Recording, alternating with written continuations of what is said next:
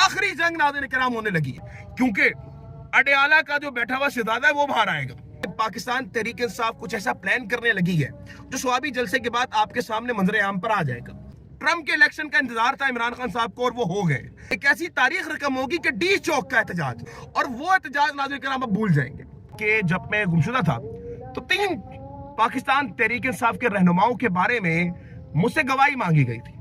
पाकिस्तान और दुनिया भर में उर्दू समझने और बोलने वालों को आगा शेख सरवर का सलाम। नाज़रीन किराम, इस वक्त बहुत सारी हैपनिंग्स हैं। मैं सफर में था तो मैंने कहा आपके साथ ये शेयर करना बहुत लाजमी है, क्योंकि कुछ ऐसी चीजें होने जा रही हैं जिनके बारे में आपको बाखबर रखना बहुत जरूरी है। आज की वैसे वादे तौर पर जो बड़ी जो हैपनिंग हुई है वो हुई है जनाब आला वाशिंगटन डीसी में, जहां पर ट्रंप ने जनाब बखियां उगेड़ दी हैं अमेरिकन एस्टेब्लिशमेंट की।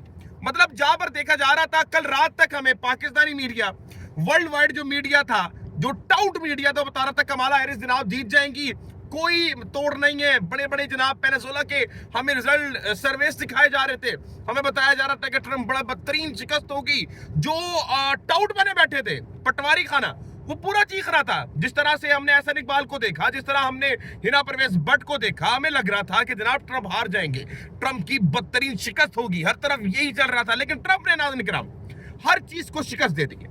अमेरिकन एस्टेब्लिशमेंट और अमेरिकन एस्टेब्लिशमेंट की जो एक रजीम थी, जो बाइडेन एडमिनिस्ट्रेटर था, जिसकी वजह से रजीम हुई, पाकिस्तान में हालात खराब हुए, एक मुंतखब वजीर आजम को हटाया गया, फिर वजीराबाद में हमला, ये सारी प्लानिंग, ये सारी चीजें आज बखियां उधेड़ दी हैं ट्रंप ने। नाज़रीन किराम, अल्लाह ताला कुरान में इरशाद फरमाते हैं कि एक प्लान इंसान का होता है और एक प्लान अल्लाह खुद बनाता है। और अल्लाह ताला का जो प्लान होता है यह हकीकत तौर पर सबसे बड़ा और सबसे वाज़ेह प्लान होता है। अफसोस सिर्फ इस चीज का नाज़रीन किराम कि एक तरफ पाकिस्तान के इलेक्शन थे और एक तरफ अमेरिका के इलेक्शन थे।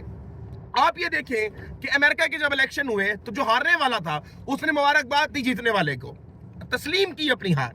और यहां पर पाकिस्तान में हुआ क्या कि जो हारने वाला था जनाब वो जीतने वाले को गायब कर रहा था, वो जीतने वाले को उठा के जनाब कहीं और फेंक रहा था, वो जनाब अपने रिजल्ट मैनेज करवाए जा रहे थे। और फिर वो जो हारने वाली जो जमातें थी मिलके जनाब आईनी तरमीम लेकर आ रहे हैं, आइन की तरमीम लेकर आ रहे हैं जनाब। किसी का पता नहीं है जनाब, किसी चीज को उठाया जा रहा है, लोगों को मारा जा रहा है। ये एक जो चीज थी ये अफसोस रहेगा। और बड़े सारे लोग, बहुत से ऐसे लोगों ने ये बात की कि जनाब आला क्या होने जा रहा है, क्या हुआ ट्रंप के इलेक्शन से, क्या हुआ। असल में हम जो पाकिस्तानी वैसे तो कौम है वो थाली के बैगन है, हमें नहीं पता कि किस तरह से चीजें चलती हैं, क्या इंपैक्ट होगा पाकिस्तानी इलेक्शंस का, क्या इंपैक्ट होगा जनाब अमेरिकन इलेक्शन का। हमारी तरफ एक बहुत बड़ा इंपैक्ट है। वो रजीम जिसने इमरान खान को हटाया था, वो रजीम जिसने प्लानिंग पूरी की थी, और वो थाली के सारे बैगन वो जो एक भरे हुए थे फिर निकल के आज बाहर सामने आ गए। आप देखेंगे ट्रंप ने किन चीजों से मुकाबला किया। ट्रंप ने नाज़रीन किराम हर उस चीज का सामना किया। आप जरा सुनेंगे तो आपको हैरानी होगी। ट्रंप ने जनाब गोली खाई, जलसे के दौरान उनको गोली लगी, कान के पास से चूके गिरी, उन्होंने मुक्के का निशान बनाया, वैसी तरह जैसे इमरान खान साहब ने वजीराबाद में बनाया था। लेकिन इमरान खान साहब के साथ कंपेयर करना ये मैं समझता हूं कि थोड़ी सी नामुनासिब चीज हो जाएगी। फिर 34 फौजदारी मुकदमात इनके ऊपर किए गए, लेकिन अदालत वहां खड़ी हुई। अदालत ने कहा भाई क्या तमाशा है। अदालत जहां की इंसाफ देती हो तो वहां का जो गरीब आदमी है, वहां की अवाम जो है वो उठ जाती है। ये आपने बड़ा गौर से सुनना है इस चीज को कि इन्होंने दावा किया कि जमहूरियत के लिए खतरा है ट्रंप खतरा है, हर जगह पे ये कैंपेन चलाएगी। लेकिन अवाम जो थी, अवाम को पता था कि उनके लीडर को किस तरह उन्होंने बचाना है। अवाम निकली, अवाम ने एहतजाज किया, अवाम ने एहतजाज का हक इस्तेमाल किया। फिर देखे इनके ऊपर जाली केसेस बनाए गए, कहा गया कि ट्रंप एक रेपिस्ट है, ट्रंप अपनी बीवी के साथ मार कुटाई करता है, ट्रंप अपनी बीवी को मारता है, इनका तलाक होने वाला है। लेकिन आज जब वो जीते तो उन्होंने जनाब आला जो अपनी विक्ट्री स्पीच थी वो जनाब करने के लिए जनाब आला उनकी बीवी और वो साथ आए। अब आपको बड़ी गौर से ये समझना है कि ट्रंप के साथ वो सारी चीजें जो अमेरिकन एस्टेब्लिशमेंट कर रही थी वही चीजें इमरान खान साहब के साथ हुई। इमरान खान साहब पे इद्दत केस लगाया गया। इमरान खान साहब पे तारीख का घटिया तरीन जो केस था वो एक इद्दत केस था, उनकी साख को कम करने के लिए। लेकिन अवाम नहीं मानी। जहां की अदालतें खड़ी हो जाएं, आप ये देखें कि जहां की अदालतें खड़ी हो जाती हैं तो वहां की अवाम को इंसाफ की फराहमी मिलना शुरू हो जाती है। एक तरफ पाकिस्तान है, पाकिस्तान की वो चोर, वो टाउट हुकूमत है जिसको 17 सीटें मिली और 17 सीटों पे जनाब वो अवाम में बेशर्मी के साथ बैठे हुए। और इस बेशर्मी का सिला क्या है कि एहसन इकबाल जैसे शख्स को आज अपनी सारी वो ट्वीटें जो ट्रंप के खिलाफ की थी वो आज डिलीट करनी पड़ गई है। इनके औसान खता हो चुके हैं इस वक्त, समझ नहीं आ रही पटवार खाने को अब करना क्या है। 40 करोड़ रुपए जनाब इन्होंने लगाए थे मेरी इत्तलात के मुताबिक बाइडेन एस्टिमेटेड को कि कमाला हैरिस जीतेगी, और बड़ा कुछ खुश थे। हिना परवेज भट्ट वहां पे चली गई कि देखें मैं वहां पे चली जाती हूँ शायद कुछ वहां पे जीत जाए। हमारे उमर चीमा साहब बता रहे थे कि जनाब अमेरिकन लोगों को मोबिलाइज कर रहे थे बेटा ट्रंप को वोट मत देना, लेकिन सारी चीजें धड़ी की धड़ी रह गई। मसला ये होता है कि जब आप एक बयानिए पे खड़े हो जाए, एक नजरिए पे खड़े हो जाए, तो वो जो नजरिया होता है वो बहुत पावरफुल होता है। और आज के इमरान खान के साथ भी है, वहां की अदालतें जो थी खड़ी हुई, यहां पर 17 सीटों पे जीतने वाली हुकूमत अदालतों को तोड़ रही है, अदालतों के जजों को धमकियां दे रही है, अदालतों के जजों को बोल रही है कि जनाब करके दिखाओ, हम तुम्हें देखेंगे।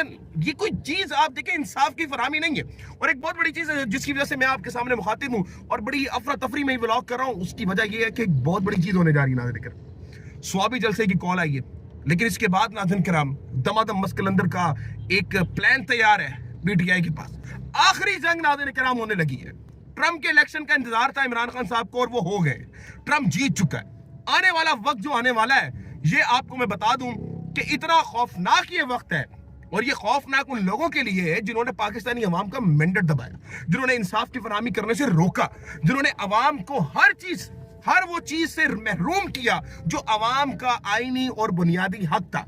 अब नाज़रीन किराम पीटीआई की लीडरशिप ने एक प्लान किया है, वो लीडरशिप जिसमें ग्रुप होश है। पाकिस्तान तहरीक इंसाफ कुछ ऐसा प्लान करने लगी है जो स्वाबी जलसे के बाद आपके सामने मंजरे आम पर आ जाएगा, और वो एक ऐसी तारीख रकम होगी कि डी चौक का एहतजाज जो इस वक्त रिसेंटली मैंने कवर किया, मैं आगे भी कवर करता रहूंगा, और वो एहतजाज नाज़रीन किराम आप भूल जाएंगे। वो भूल इस तरह जाएंगे कि इस वक्त जो प्लानिंग चल रही है, जो प्लानिंग इस वक्त आगे जा रही है, वो प्लानिंग जो है जो पाकिस्तान तहरीक इंसाफ अवाम को लेके आगे जाना चाहती है।